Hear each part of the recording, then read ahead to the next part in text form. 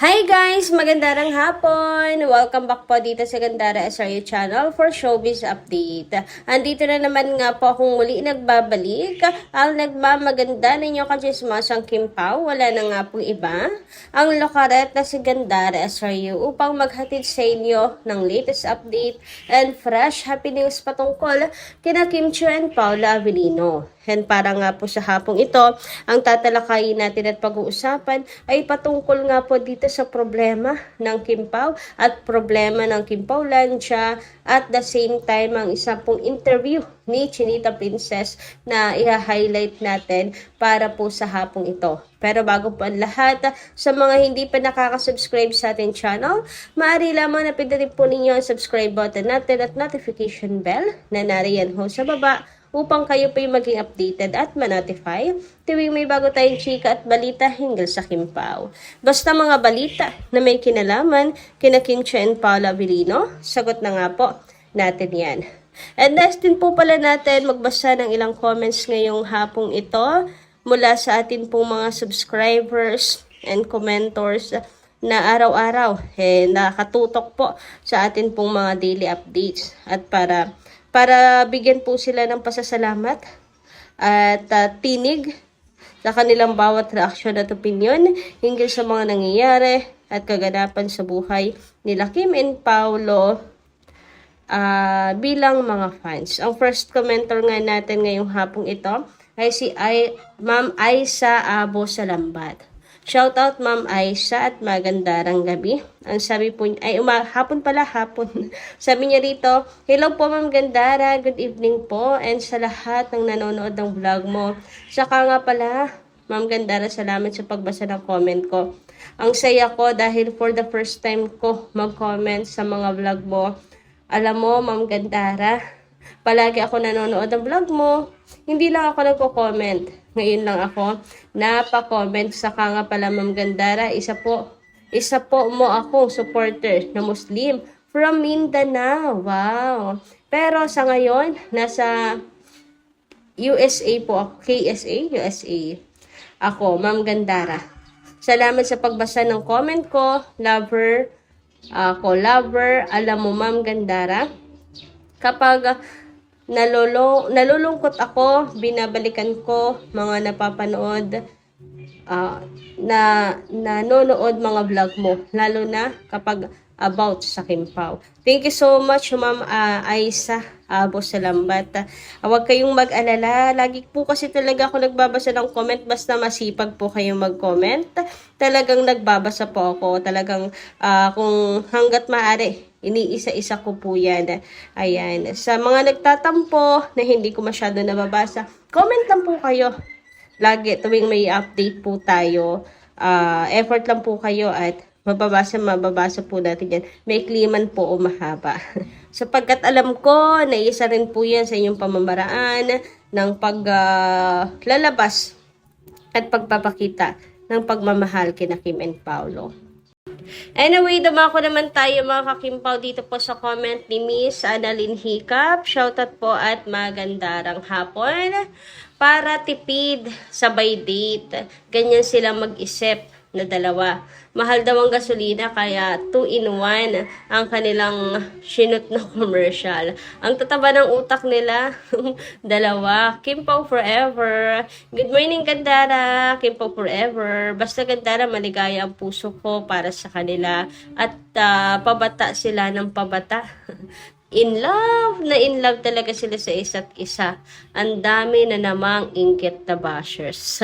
Nako, hindi na nga po may kukubli sa mga mata nila Kim and Paolo yan, mga ka-Kim Pao. Ang kanila pong pagmamahalan. Uy, pagmamahalan talaga.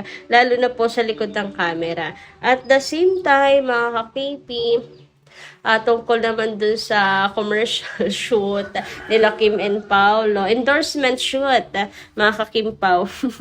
Yun nga, sa same background sila. Ngayon napapaisip pa rin ako kung saan lugar yun. Yung sa may swimming pool. Saan kaya yun? Sabi rest house, sabi bahay ni Kim.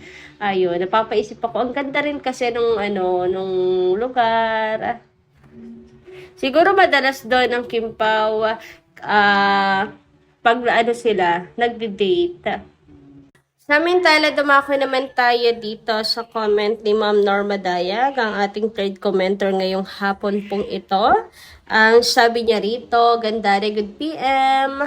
How are they, our idol? Na kaalis na ba sila for their world tour? So, kahapon po at ang maaga-aga pa niya ito na i-comment. Kaya, ayun. Anyway, ayun nga, Gandara, eto ako, nagtatiyaga na panoorin Showtime kahit wala si Kimi.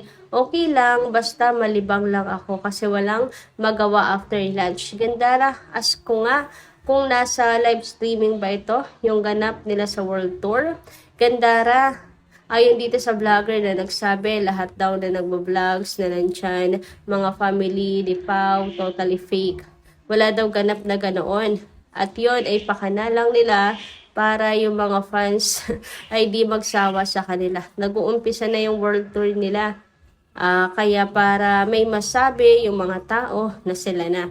Kaya Gandara, nawiwindang ako sa relasyon nila kasi di totoo lahat yung vlogs ng mga vloggers ng KP. Ay, Gandara, basta ako kampante na ako sa dalawa. Etong vlogger, nag-vlogs ay doon sa kanila. Kaya inggit na inggit siya sa Kim Pao. Sabi pa niya ay pakana lang ng mga fans ng KP para hindi sila magsasawa sa kanilang dalawa. God bless KP. God is the ultimate source of our strength and endurance. That these are just false speculations about KP. To God be all the glory, now and forever. Ma'am Norma Dayag, susko. Sino na naman po ang pinanood nyo? At kayo na naman po yung na-stress. So, di ba kayong kadala-tala talaga. Kung kayo na-stress, huwag nyo panoorin kasi kayo parang parang ang haba po ng oras, ang dami nyo pong panahon at oras at pati po sila nabibigyan po ninyo, Ma'am Norma Dayag. Anyway, wala naman talagang pictures na nagpapatunay na nandoon ang family ni Paolo. So may mga nagpo-post lang na nandoon ang family ni Pao. Pero tulad nga sabi ko, dilulo at your own risk. Nasa inyo na po yan. Kung magdidilulo kayo at mag-iintay ng tamang panahon, kung kailan lalabas ang pruweba, tungkol po doon sa naganap na party. Kasi napaka-private ng family ni Paula Avellino, kaya wala talaga tayong makikita na pictures and photos po doon. Pera na lang sa real wedding ng Kim Pao, imposible hindi sila magpapakita doon. So, ang desisyon ay nasa inyo pa rin naman, Ma'am Norma Dayag. Anyway, dumako naman tayo ngayon at pag-usapan mga ka-KP ang tungkol po dito sa interview kay Chinita Princess. So pag-usapan nga natin ang mga sagot ni Kimi, lalo na pagdating po sa sa buhay niya. Lalo na tungkol sa mga blessings na natatanggap po niya ngayon sa kanya pong buhay na nasa tuktok talaga si Kim. Hindi po natin yan may kukubli. Sabi nga dito, looking back, I asked her, what's something you learned from living your life in the spotlight? Kim turned pensive, pausing to reflect and chose her words. This may sound cliche, but you only really have yourself. Her voice cracked as she tried to hold back her tears, saying, people may come and go, but you have to believe in yourself, to trust in yourself. And despite everything, the lights, the fans, the stardom, the support, parang at the end of the day, you only have yourself and you have to be strong enough. Grabe, napakagandang sagot, napakatalinong sagot mula kay Kim Chu, our Chinita Princess. Kaya sobrang napaproud po ako sa kanya. And I agree sa sinabi niya, at the end of the day, you only have yourself. Tulad ng mga fans, may aalas at aalas, may magpapaalam at magpapaalam. Meron lang silang hindi magustuhan, meron lang hindi nasunod sa gusto nila, tatalikuran ka na. Siyang tunay yan, mga kakimpaw. Kaya maraming salamat talaga sa mga totoong nagmamahal at minamahal si Kim Chiu nang wala pong hinihinging kapalit. Hindi siya sinasakal at kinukulong sa kahon. Hindi siya ginagawang robot, kundi nandyan lang para sumuporta sa kanya. Kaya tama po ang sagot ni Kimi, at the end of the day, you only have yourself. Sabi pa dito, I'm a warrior, Kim declared. But even warriors cry.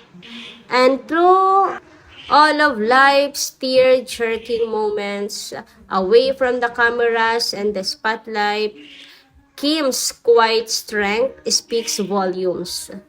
I'm proud of myself today for standing up despite all the challenges being thrown at me, she stated. The universe is testing me, pero no, I'm a warrior. I'm very proud of what I achieved. With the heart of a champion, every day is a win. And for Kim Chiu, the sun never sets on paradise. Grabe, napakaganda nito mga kakimpaw. And sobrang nakaka-proud po. Todo sagad si Chinita Princess. She's really a warrior. Anyway, pag-usapan naman po natin ngayon ang The Alibay na nasa top 2 at top 3 mga kakimpaw. Kasalukuyan pong nasa top 2 ang The Alibay outside the Philippines at top 3 naman in the Philippines. So mukhang nasipa tayo sa number 1 mga kakimpaw. And sabi nga po dito, Kim Paulancia, papayag ba kayo ganito rating natin na pag-iiwanan na tayo? Let's unite streaming The Alibay. Post po ni Kim Pao Green Heart Unity. Ayan po ang kanyang panawagan. Nabisi kasi sa mga ayuda. Nabisi yung mga Kim Pao fans. Nabisi sa real life. Kaya yung The Alibay ay nakalimutan na. Pero babalik at babalik po ang mga viewers for sure. And speaking of The Alibay, at baka nga dahil kaya ganito ang ratings po natin mga ka-KP at nawala tayo sa top 1 ay dahil dito. Meron kasi tayong nabasa na hindi po ma-open ang kanila pong I Want. Yes, mga kakimpaw, may ganito pong problema sina Kim and Paolo. Habang nasa biyahe nga po siya nila nito, ayan, habang nasa biyahe sila, ay meron pong problema sa I Want, hindi ma-open ng iba. Hay nako, tuloy-tuloy na sana ang ligaya ng mga Kim Paulancia, tapos biglang magkakaganito ang I Want. Sabi nga dito, yes, 12:30 nilipag si DC. CC, help! Hindi ko ma-open I1 ko. Mag-subscribe ulit ako para this month, pero error. Sa Gcash ko, nag-successfully link na. Huhu. Ayan. So, baka po may iba ding nagka-problema sa kanilang I Want, mga kakipi. Kaya bumagsak din yung ratings natin sa I Want. So, ayan. Sana maayos po nila yan. Dahil hindi natin gugustuhin magkaroon ng problema ang Kim Pao. Habang sila nga po ay nagpapasaya sa USA and Canada. So, yun lang po muna yung ating update ngayong hapong ito. Maraming salamat po sa inyong pakikinigan. Kita-kas po tayo muli sa mga susunod pa natin, chika. Maraming salamat at ingat po kayo palagi.